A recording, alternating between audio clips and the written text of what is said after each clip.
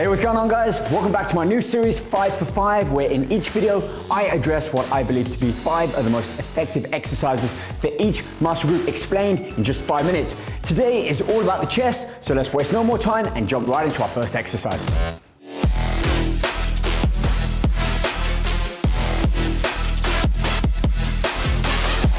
The bench press is a great compound exercise that truly works the chest and allows you to add a lot of weight. So in terms of hypertrophy or growth, this is definitely an exercise that you're gonna wanna include within your chest workout.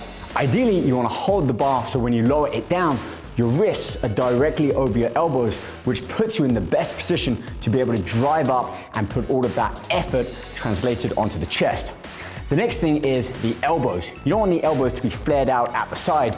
You actually slightly want to rotate them in. So as you're pushing up, resisting that bar, your elbows are slightly inwards than your wrists. So 10 to 12 reps with a moderate amount of weight that will allow you to truly stress that chest out and get close to failure, while at the same time focusing on both your technique and your form. Finally, you'll notice I'm not bouncing that barbell up and down on my chest. I'm being concise and smooth with each repetition, while simultaneously squeezing the chest. Incline dumbbell presses. I love this exercise to really stress the upper region of my chest. I like to think of barbell as being my big, heavy exercises and dumbbells being more detailed, although I still want to go as heavy as I can.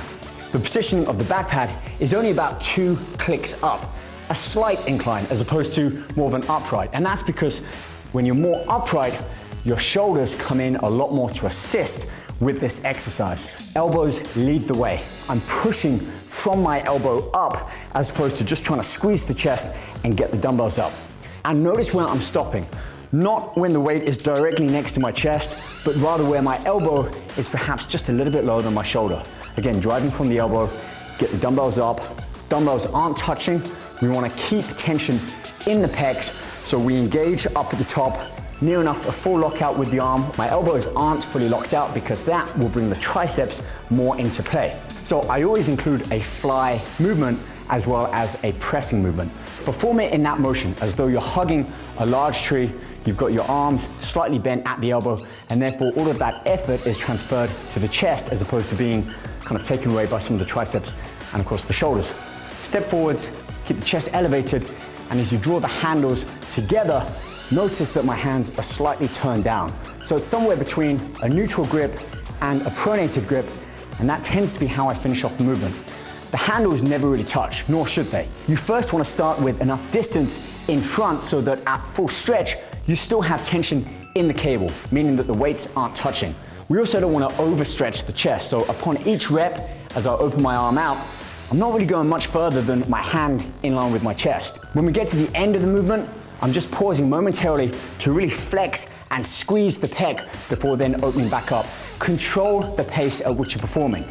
The dumbbell pullover, whilst may not be a press or a fly exercise, is still a great exercise to include within a chest workout, simply because of the type of movement and how it works the chest. And we tend to work more of the intercostals, which are these finger-like muscles that sit just to the outer and underside of the pecs. And they're actually involved in a lot of pressing movements. So strengthen these, we tend to strengthen our overall chest exercises.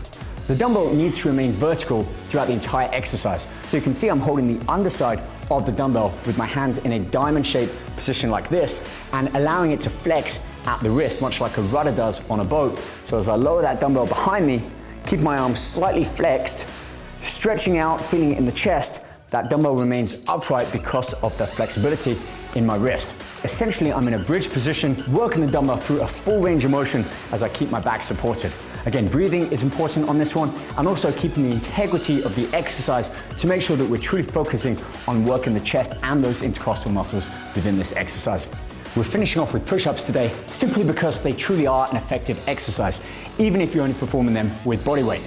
Now to start with, you can see I'm using dumbbells to straighten my wrist out and lift my hands up off the floor, much in the same way that I would grip a barbell to push off my chest. This means I don't have anywhere near as much stress placed on my wrists as if I was performing push-ups with my hands like this on the floor. Another thing I like about performing push-ups is I can change the positioning of my hands on the floor, or rather with these dumbbells. And you can see I've got a slight V formation, which helps keep my elbow forced inwards towards my body, which means I've got a much better foundation to push from and transfer all of that effort, or at least more so, onto my chest.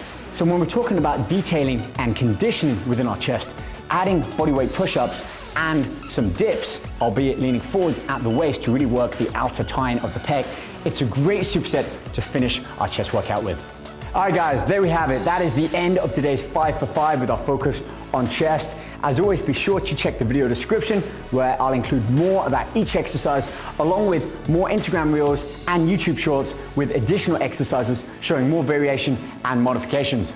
On that note, get to work, put it into play, and I'll catch you back here on the next one. Take care.